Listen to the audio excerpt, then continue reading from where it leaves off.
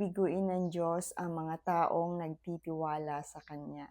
Hi there! Kumusta ka? Napapagod ka na rin bang maghintay at magtiwala kasi feeling mo wala namang nangyayari?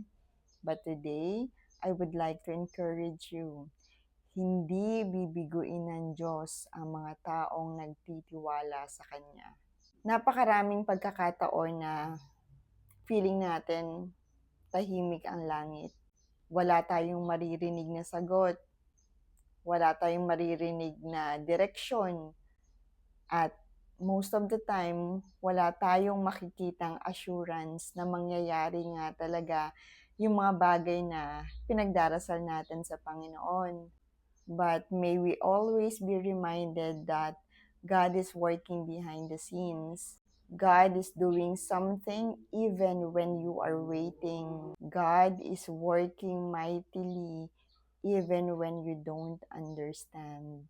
Kung sa tingin mo napakaraming promises ni God ang binigay niya sa heart mo, pero sa mga oras na ito hindi mo pa nakikita yon, I want to assure you of God's promise. Sabi niya, I am watching my word to perform it. Tungkulin ng Diyos na tuparin yung mga pangako niya.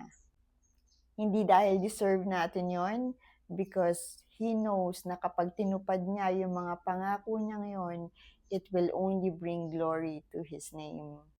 Hindi natin kailangang pilitin yung resulta na dumating agad-agad.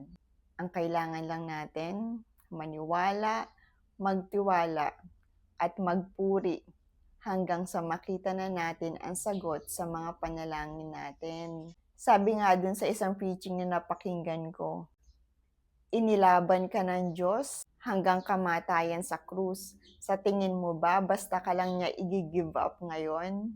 Of course not. God loves us so much to let our story end in failure. Maybe what we thought as dead situation is just being prepared. Maybe what we thought as broken dreams, it's just being refined. God has not forgotten you, and God has not forgotten the promises He has made in your life.